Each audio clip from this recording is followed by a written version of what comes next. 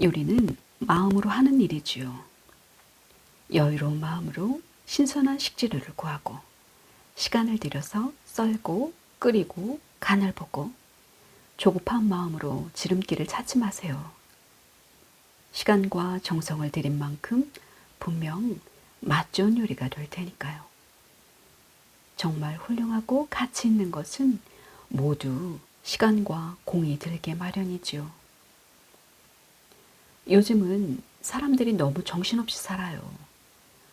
카모마일 차를 마시고 저녁에 현관 앞에 앉아 개똥 집밥 위에 고운 노래를 듣는다면 한결 인생을 즐기게 될 텐데.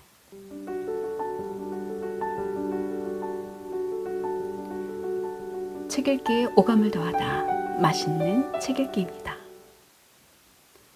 오늘 함께할 책은 미국에서 가장 사랑받는 동화 작가 타사 튜더의 타사의 식탁입니다. 타사 튜더가 글과 그림을 그렸고 공경이가 옮겼으며 펴낸 곳은 웰북입니다. 그녀는 독특한 라이프 스타일로 더 유명하다. 92세의 나이에도 동화보다 더욱 동화 같은 삶을 살고 있기 때문이다. 버몬트주 시골에 집을 짓고 30만 평의 대지에 아름다운 정원을 가꾸며 살고 있는 타샤는 배틀에 앉아 손수 천을 짜서 옷을 짓고 직접 키운 염소젖으로 버터를 만든다. 19세기 생활을 좋아해서 골동품 옷을 입고 골동품 가구와 그릇을 쓰고 장작 스토브로 음식을 만든다. 이 책은 타샤가 자연을 재료로 정성껏 만들어 모두를 기쁘게 했던 비장의 요리법을 모아놓은 것이다. 주로 1700년대부터 집안 대대로 내려오는 조리법으로 타샤가 오래전에 백지 묶음을 손으로 베껴둔 내용이다. 그러나 책에는 조리법뿐만 아니라 요리와 관련된 아름다운 추억들이 담겨 있다. 타샤의 요리에는 요리보다 더 풍성한 이야기들이 따라다닌다. 타샤의 여성스럽고 고전적인 일러스트가 어우러진 이 특별한 요리책은 화려한 요리 사진이 가득 들어있는 단순한 요리책이라기보다 읽는 맛이 더 달콤한 요리 에세이에 가깝다.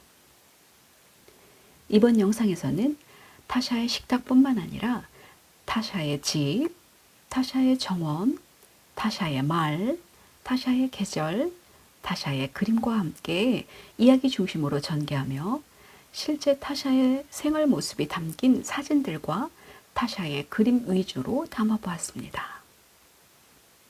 함께 해본 요리는 다 너무 어려워 보이고 재료도 낯설어 가장 친근한 재료로 만든 감자와 양파 수프 그리고 크루통을 해보았습니다. 모든 책의 그림은 타샤 투더가 직접 그린 그림이고 사진은 리처드 브라운, 옮기는 공경이, 타샤의 집과 타샤의 정원은 토바 마틴, 타샤의 그림은 해리 데이비스가 함께 썼습니다. 자, 그럼 이야기 속으로 들어가 보겠습니다.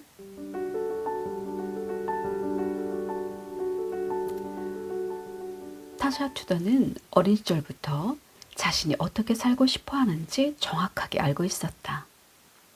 외진 농가에서 정원을 가꾸고 애완동물을 보살피고 마당에서 가축을 키우며 살고 싶었고 동화책의 사파를 그리고 싶었다.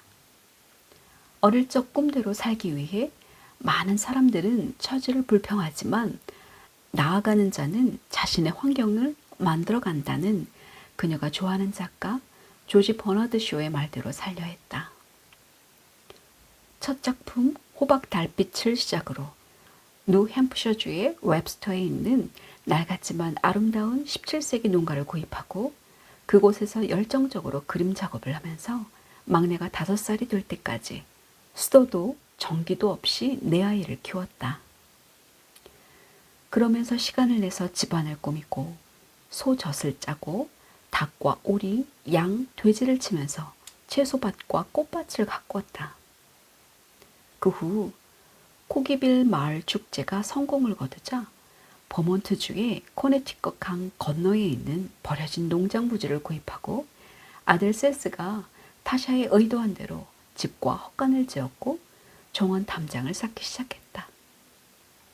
늘 소망해오던 환경에서 살아가고 있는 타샤는 새벽부터 해질녘까지 쉬지 않고 정원일, 염소 젖짜기, 물레질과 옷감 만드는 일, 그리고 무엇보다 그림 그리기에 매달린다. 어린이 책의 사파를 그릴 생각을 한 것은 어머니의 서재에서 웨이크필드의 목사에 나오는 휴 톰슨의 사파를 보고 나서였다.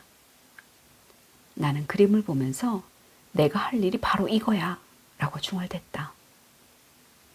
지금이야 아주 대담하지만 어릴 때의 난 좀 불안한 구석이 있는 아이였다. 과거에 너무 집착해서 구식 드레스만 입고 머리도 자르지 않아 학교에서 놀림을 받기도 했다. 다른 사람들이 중요하게 여기는 일에는 관심이 없고 오로지 정원에서 일하고 소젖을 짜고 싶어 했다. 타샤는 항상 사파의 가장자리에 나뭇가지나 리본, 꽃을 그린다. 사람들이 내 그림을 좋아하는 것은 상상이 아닌 현실에서 나오기 때문일 터다. 내 그림 속에 나오는 사람들은 내 손자들, 친구들이고 꽃들은 내 정원이나 주변 들판에서 자라는 것들이다. 나는 보스턴에 뿌리 내린 집안 출신이다. 우리는 어릴 때부터 위선자가 되도록 훈련을 받는다. 하얀 거짓말을 해서 의견이 다른 상대의 감정을 다치게 하지 말라고 배운다. 살다 보면 마음에 없는 말을 해야 하는 경우가 많다. 혼자 있으면 완전히 내 모습으로 지낼 수가 있다. 마음에 담아둔 말을 고양이에게 죄다 할 수 있고 마음에 안 드는 일이 있으면 염소들에게 분통을 터뜨리면 된다. 그래도 아무도 안 듣는다. 타샤의 정원 이야기. 정원을 가꾸면 헤아릴 수 없는 보상이 쏟아진다.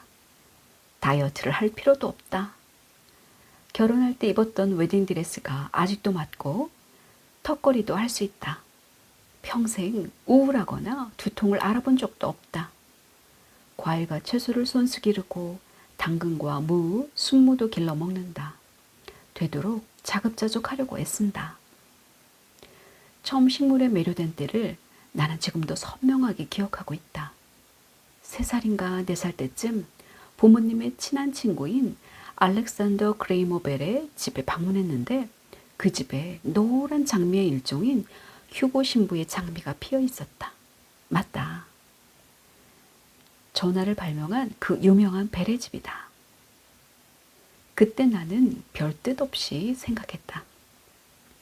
꽃을 키우며 꽃과 생활하는 것이 삶의 즐거움이 될 거야 하고 그때 벨의 집에서 본 장미는 지금도 눈앞에 있는 듯 생생하게 떠올릴 수 있다. 먹고 살지 않으면 안 되니까 그림 그리는 일도 하지만 만약 그럴 필요가 없다면 기쁜 마음으로 하루 종일 정원에서 화초를 돌보며 아름답게 핀 꽃을 즐길지도 모른다. 난 정원의 나무나 꽃에게 특별한 걸 해주지는 않는다. 그저 좋아하니까 나무나 꽃에게 좋으리라 생각되는 것, 나무와 꽃이 기뻐하리라 생각되는 것을 하고 있을 뿐이다.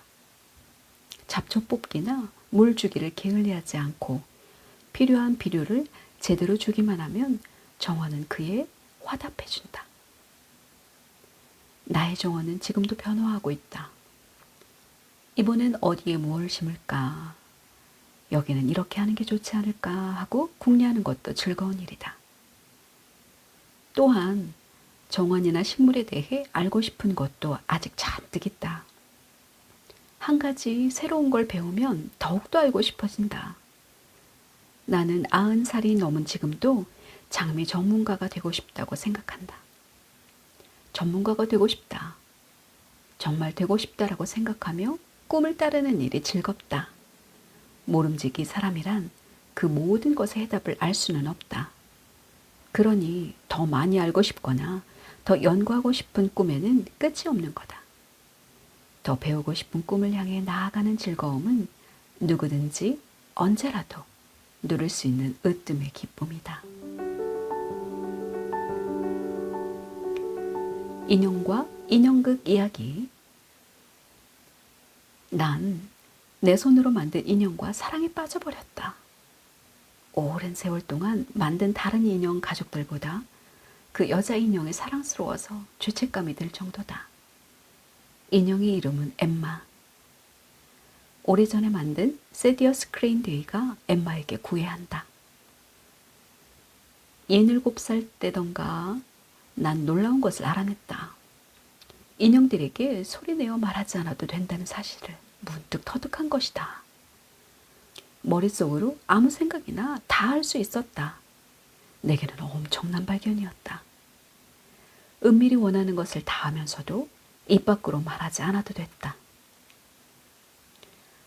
버몬트에 집을 지으면서 나는 인형극 극장을 만들고 싶었다.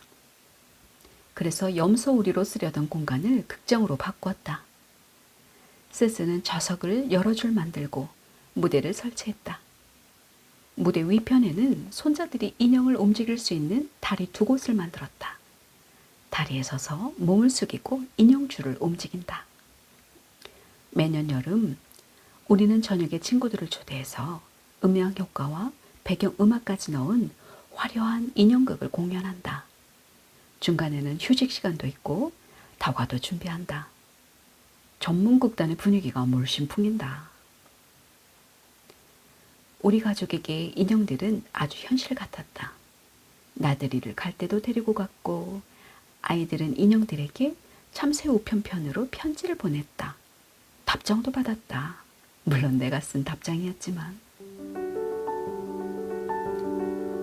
옛날 의상, 골동품 식기 이야기. 나는 옛날 드레스를 입는 게 훨씬 편하다. 오히려 제대로 입은 기분이다. 난 옷과 관련된 것들을 죄다 모은다. 코르셋과 칼라를 떠받치는 망, 허리바지, 스커트를 벌어지게 하는 버팀대, 양산, 장갑, 토시, 본인 모자, 심지어 공작과 꽝이 깃털로 만든 영국산 망토도 있다. 앤티크 의상을 모으는 취미는 돈을 쏟아붓는 어리석은 짓이기도 하다. 대부분 1830년대 의상이지만 1770년부터 1870년에 이르는 스타일을 연대별로 수집해 놓았다. 친구가 내 옛날 드레스를 입고 다른 시대로 여행하는 느낌을 맛보려는 건 당연한 일이다. 삶에 대한 다른 관점을 주니까. 나는 요즘도 골동품 식기를 생활에서 사용한다. 상자에 넣어두고 못 보느니 쓰다가 깨지는 편이 나으니까. 내가 1830년대 드레스를 입는 것도 그 때문이다. 의상 수집가들이 보면 하얗게 질릴 일이다. 하지만 왜 멋진 걸 갖고 있으면서 즐기지 않는담? 인생은 짧으니 오롯이 즐겨야 한다. 양초와 비누 만들기. 촛불을 켜면 늙은 얼굴이 예뻐 보인다. 난 항상 초와 등잔을 쓴다. 다들 내 집이 어둡다지만 사람들은 옛날 집들이 얼마나 어두웠는지를 모른다. 난 집이 어두운 게 마음에 든다. 예쁜 다람쥐의 둥지 같거든. 보통은 따뜻하고 바람이 없는 가을날을 잡아 밀랍으로 양초를 만든다. 어린 가지에 500개의 심지가 10cm 간격으로 단단히 메어지면 녹인 밀랍 냄비가 걸린 바닥에서 한 번에 가지 하나를 담근 다음 톱질 모양에 걸어서 밀랍에 식어 굳게 한다. 이렇게 수십 번에 걸쳐 밀랍에 담갔다가 꺼내기를 반복해야 한다. 차츰 초가 굵어져서 2.5cm 굵기가 될 때까지 담금질을 계속한다. 이렇게 만든 초는 한 달간이나 식혀서 사용한다. 비누를 만들기 위해서는 아주 오래전부터 준비가 시작된다. 라드 기름을 녹여서 사용하는데 라드 기름을 녹이는 데만 일주일은 좋게 걸린다. 만들고 나서도 몇 달간 말린 후 사용한다. 사실 타샤가 만드는 비누는 세탁용이지 세안용은 아니다. 타샤가 만든 비누는 시간이 흐르면서 더욱 부드러워져서 정원사용 비누로도 쓰일 수 있게 된다. 하지만 대부분의 비누는 잘라서 세탁할 때 사용한다. 염색, 배틀질, 린넨 이야기. 가을맞이에 앞서 여러 가지 준비를 한다. 양털은 봄에 깎아두었다가 빗질을 하고 물레질을 한 다음 타샤가 만든 비누로 빨아둔다. 양털은 기름기가 완전히 제거될 때까지 빨아야 한다. 염색을 하려면 막 피기 시작할 무렵에 꽃을 따는 게 가장 좋다. 가장 고운 색을 내기 위해 꽃에서 이슬이 막 마른 아침나절에 꽃을 베게 한다.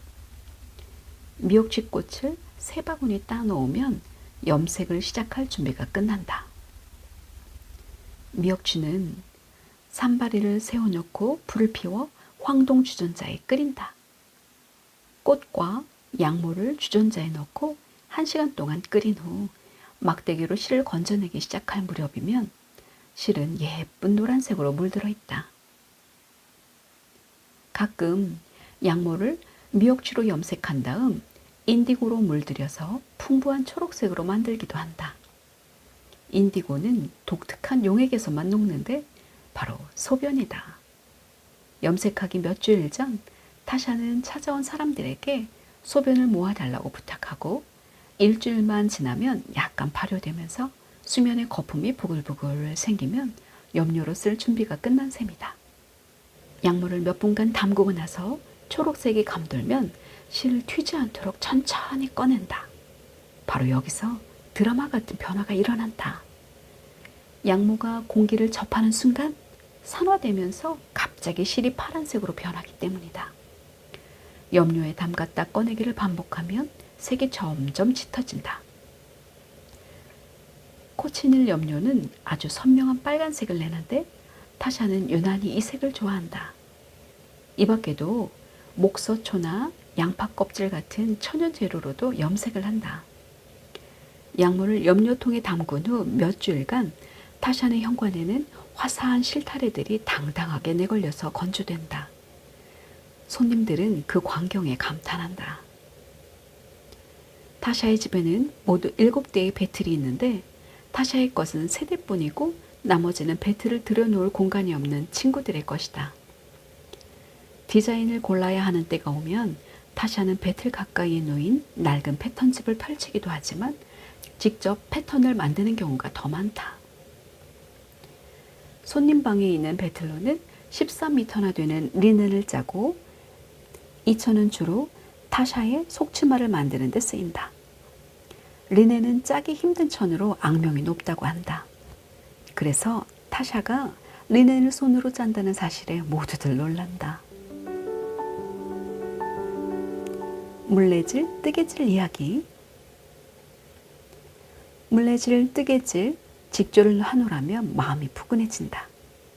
자급자족하고 싶고 내가 쓰는 물건을 어떻게 만드는지 익히고 싶다. 웹스터에서는 양모도 직접 만드느라 암양 6마리와 멋들어진 순양 1마리를 키웠다. 하지만 녀석들이 워낙 아둔해서 없앨 수밖에 없었다. 허구한 날 길 한가운데서 누워있으니 도리가 있나.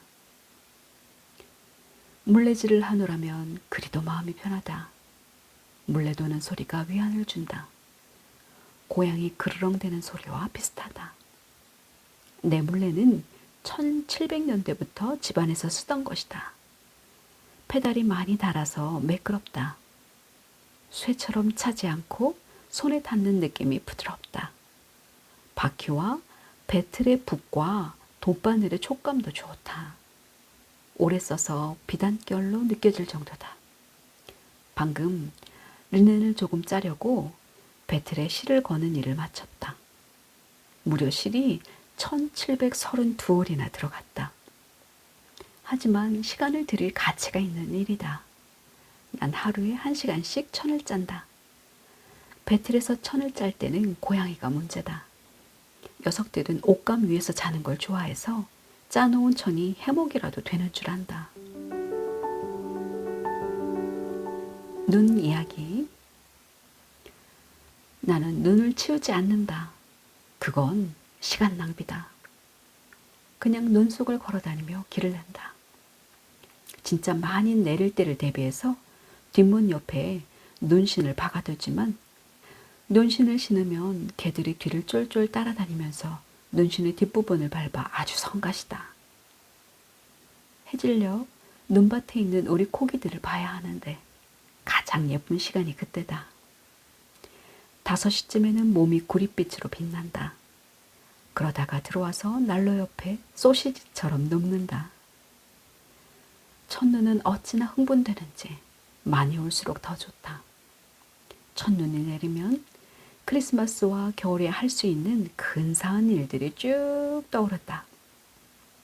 난 언제나 첫 폭설이 내리기 전에 냄새를 맡는다.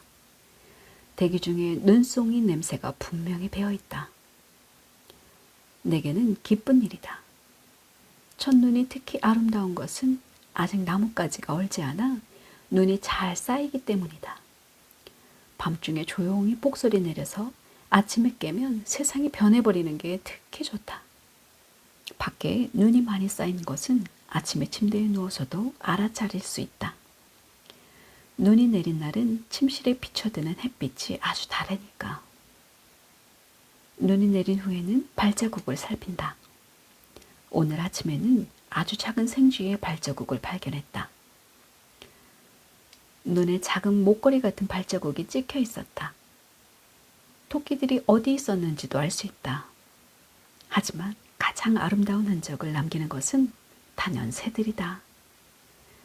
새들의 발자국은 레이스 같았다. 외눈 고양이 이야기. 밤이 춥고 길어지면 고양이들은 집안에서 지내면서 오래된 질그릇에서 잔다. 쥐와 다람쥐가 너무 많은 게 싫어서 고양이를 키우건만 눈이 하나뿐인 녀석은 쥐를 무서워한다. 예전에는 스토브 옆에 나무통에 빵 그릇을 두곤 했다. 바람이 불지 않아 빵 그릇을 두기에 좋은 자리였다. 그러던 어느 겨울 아침 빵 그릇에서 고양이 미스 퍼비스가 자고 있지 않은가. 그것도 행주를 덮어놓은 반죽 위에서. 빵 반죽이 부풀게 놔두었는데 따뜻한 잠자리로 생각하고 그 위에서 잔 것이다. 제철 음식에 대한 생각. 특별한 날에 특별한 음식을 먹으면 유난히 맛이 좋다. 내가 어릴 때는 모든 음식에 제철이 따로 있었다. 요즘 사람들은 한철에만 딸기를 먹을 수 있는 소중한 즐거움을 놓치고 산다. 셰익스피어는 사랑의 고통이 사라지다에서 이것을 기막히게 묘사했다. 크리스마스의 장미를 갈망하지 않고 5월의 새로운 환희 속에서 눈을 그리지 않듯 계절에 나는 것을 좋아하는 마음이 자란다. 모든 것은 제철이 있는 법. 보스턴 갈색빵. 할머니에게 배운 조리법인데 할머니는 증조할머니에게서 배웠다고 했다. 내 아이들은 토요일을 삼비의 밤이라고 했다. 구운 콩, 베이키드 빈스, 보스턴 갈색빵, 보스턴 브라운 브레드, 매주 토요일마다 하는 목욕 베스 때문이다. 우리 집에는 전기가 안 들어와서 몸을 따뜻하게 하려고 부엌의 큰 난로 앞에서 목욕을 했다. 먼저 바람이 안 들어오게 담요를 걸쳐놓고 욕조를 꺼내서 큰 구린 냄비에 끓인 물을 담고 찬물 2 양동이와 비누, 수건, 스펀지를 챙겼다. 겨울에는 추웠지만 재미난 행사였다. 겨울에는 난로의 면 한쪽은 괜찮았지만 반대편은 바닥에 물이 얼 정도였다. 요즘도 그렇지만 그 시절 보스턴 갈색빵은 푸딩틀에 구워내면 3시간이나 김이 모락모락 나면서 기가 막힌 냄새를 퍼뜨리곤 했다. 와플이나 팬케이크. 팬케이크는 우리 아이들이 겨울에 좋아하는 음식이었다. 진짜 메이플 시럽을 곁들이면 그야말로 꿀맛이다. 또 장작난로에다 무쇠 철판을 얹어놓고 구우면 아침이나 저녁 식사로 잘 어울린다. 맨 처음 구운 빵을 암탉에게 먹이는 재미도 있었다. 그것은 암탉 팬케이크라 불렀다.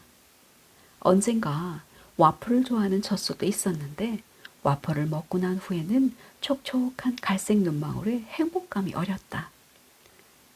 아이들은 젖소가 와플을 먹은 후에 짠 일요일 밤의 우유가 더 맛있다고 주장했다. 베기의 생일 케이크. 내가 아주 어렸을 때부터 집안 식구의 생일에는 이 케이크를 만들곤 했다.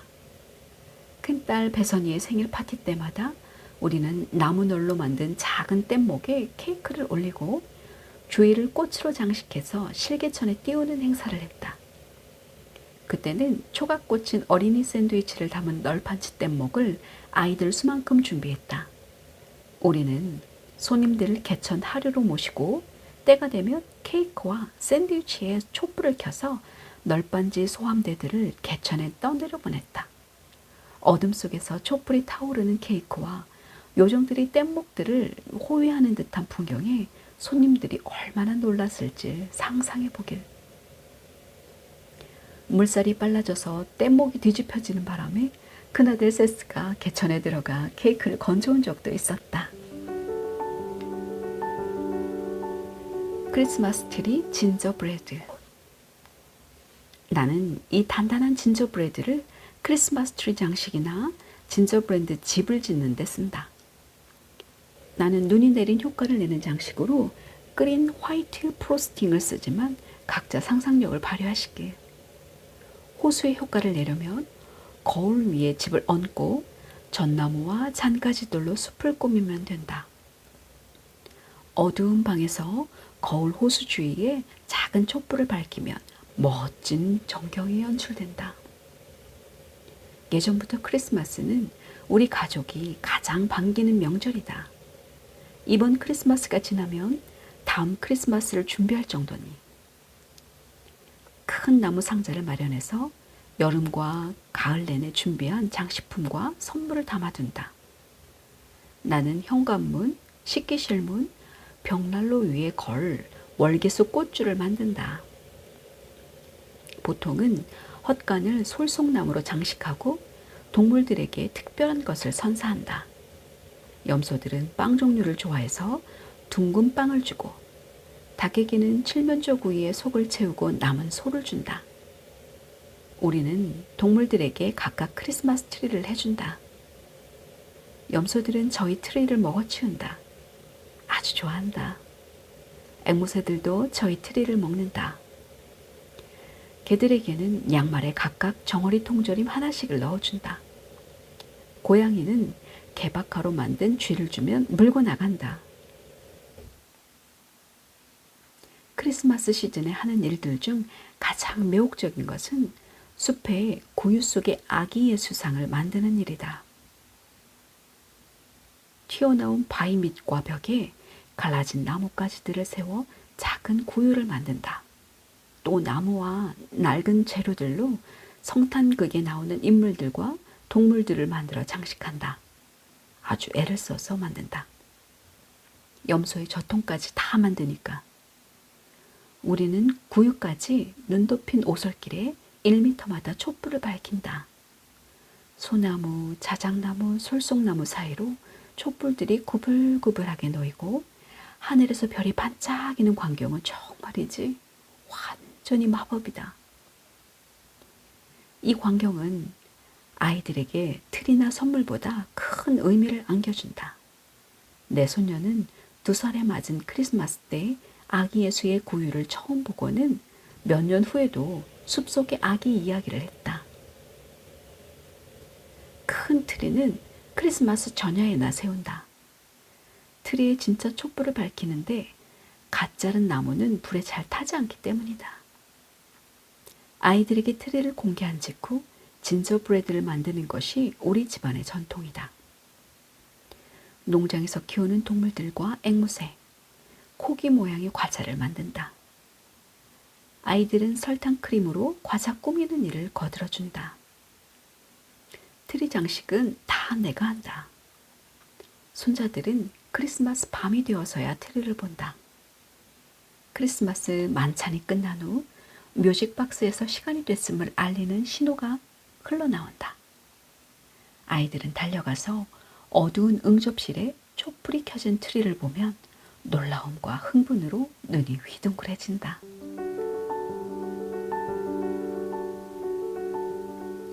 전 타샤의 책들을 읽으며 상상의 나래를 마음껏 펼쳐보았습니다. 제 나이에도 상상력이 마구마구 일어나는데 타샤의 어린 자녀들은 얼마나 큰 꿈을 품고 자라났을까요? 요즘 아이들의 모습을 떠올려 보면 핸드폰을 끼고 들여다보며 열중하는 모습이 먼저 떠올라 씁쓸한 기분이 절로 드네요. 그래서 요즘 현대인들이 나는 자연인이다라는 프로그램에 열광하는지도 모르겠네요. 마음은 자연을 벗삼아 한가롭게 살고 싶은데 현실에서는 그렇게 살 수 없으니 말이죠. 실제 타샤의 집이며 정원의 사계절 모습이 사진으로 많이 담겨 있어 특히 좋았던 것 같습니다. 다만 한 가지 아쉬운 부분은 타샤의 식탁에는 타샤의 음식이 사진으로 담겨 있지 않아 너무 아쉬움이 많이 남았습니다. 장작 스토브에서 요리되어 나오는 모습, 고풍스러운 식기들에 담겨진 음식, 식탁에는 정원에서 얻은 꽃장식으로 더욱 먹음직스럽게 김이 모락모락 나는 음식들, 상상만으로는 뭔가 부족한 듯 했습니다. 타샤의 말을 인용하며 이만 물러갈까 합니다. 바랄 나위 없이 삶이 만족스럽다. 개들, 염소들, 새들과 여기 사는 것 말고는 바라는 게 없다. 인생을 잘 살아왔다는 생각이 들지만 사람들에게 해줄 이야기는 많다. 철학이 있다면 헨리 데이빗 소로우의 말에 잘 표현되어 있다. 자신 있게 꿈을 향해 나아가고 상상해온 삶을 살려고 노력하는 이라면 일상 속에서 예상치 못한 성공을 만날 것이다.